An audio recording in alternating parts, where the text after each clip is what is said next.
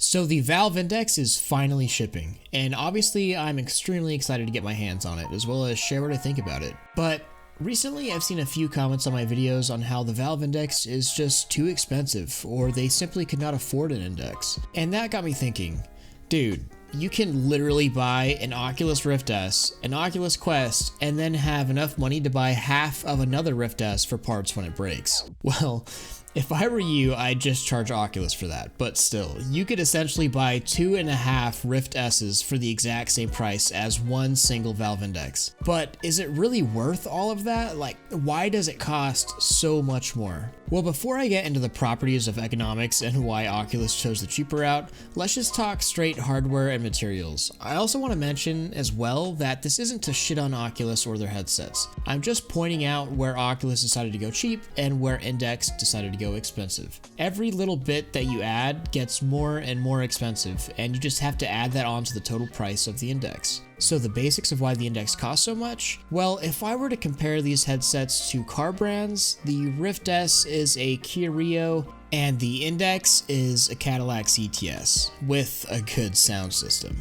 Yeah, they're both cars, and both will take you wherever you drive them with zero difference in the outcome. But one will get you there a lot more comfortably, has a higher build quality, and a larger feature set. To some people that matters, and to others, they're just happy to have a car to drive, and that's fine. This is kind of a perfect analogy for the current situation regarding these headsets. The Index and Rift S both give you the exact same outcome. You're in VR and experiencing it to its fullest and most complete form. 6 degrees of freedom, room scale tracking, PC hardware, just one does it better in small but important ways. And that's what really matters. They do the same thing, but one has a slightly more robust feature set and higher quality materials than the other. Well, first, let's look at the panels. In the Rift S, you get a single 2560 by 1440 LCD running at 80 Hz. And in the Index, you have two 1440 by 1600p LCD panels running at 120 Hz natively with an experimental overclock of 144 Hz, similar to how many flat-screen gaming monitors have.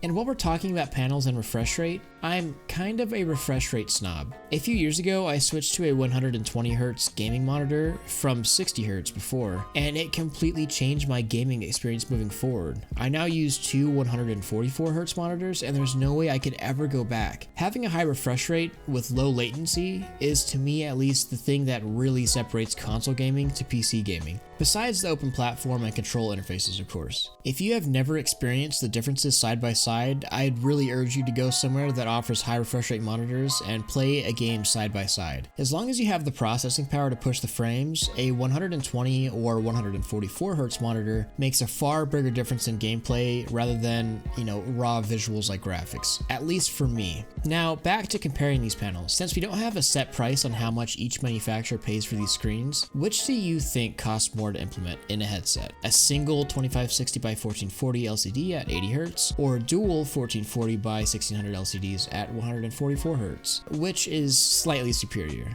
Obviously the Index panels. So there's the first big cost object. Next, build materials and audio solutions. The very first thing I noticed about my Rift S was, man, this thing feels just a little chintzy. I mean, that really doesn't matter much considering it just sits on your face and generally doesn't see too much wear and tear. It's not like this thing is going to be dragged through a construction site and needs, glass fiber reinforced plastic. But when you hold an item, it's pretty easy to tell if a material is of low quality or high quality. And the foam on the facial interface is acceptable, but it's nothing fancy. It does the job. Now, I don't have an Index in hand, so I can't personally get into detail about what I think about how it feels, but I can take quotes from other reputable sources that specifically notice build quality. The first thing mentioned is a t-shirt stretch fabric and memory foam-like material used on the Index's facial interface. People claim this is the most comfortable headset available, and one look at the Index and damn, it does look pretty. So build materials and quality, you gotta jack up the price. And back to the Rift and audio. So I've heard every excuse in the book why Oculus, chose to use this head strap audio design. Things from it's cheaper to mass market, it's plenty good, it does the job, it's not that bad, just use headphones forehead. And yeah, the audio isn't horrible, but the excuse that gets me is people claiming it allows you to hear your surroundings. Dude, I'm in virtual reality. I'm trying to be immersed here. I don't want to hear cars drive down the road outside my house. The Index, however, has had universal praise on its great audio experience. Not headphones, but an innovative proprietary off-ear speaker system that certainly wasn't cheap to research and develop. You gotta pile on that dough.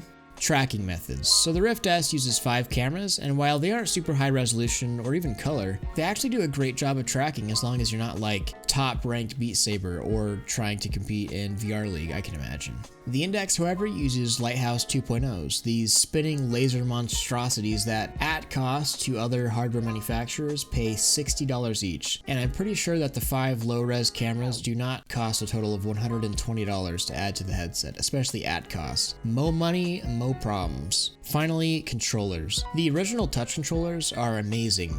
By far the best way to control yourself in a virtual environment. Using something closer to gestures, the multitude of capacitive sensors on the controllers allow for tons of hand tracking capability, but it's still gesture based. And I do have to mention, the new touch controllers on the Rift S are very obviously a lot cheaper to manufacture than the original touch controllers. If you have held both, you know exactly what I'm talking about. However, touch controllers in general have been the best way to play VR games. That is until now. The Index controllers are a sensor beast, using a total of 87 sensors per controller to accurately map your finger and hand movements to in-game movements. I don't have the numbers here, so take this with a big grain of salt, but just the R&D and manufacturing supplies for these controllers likely far exceed the price per unit for the new touch controllers. So basically every single bit of the headset, from materials to the technology, is significantly more expensive. And even though you may make a better product, at the end all those nickels and dimes add up. I was going to get way into selling at cost or at a loss,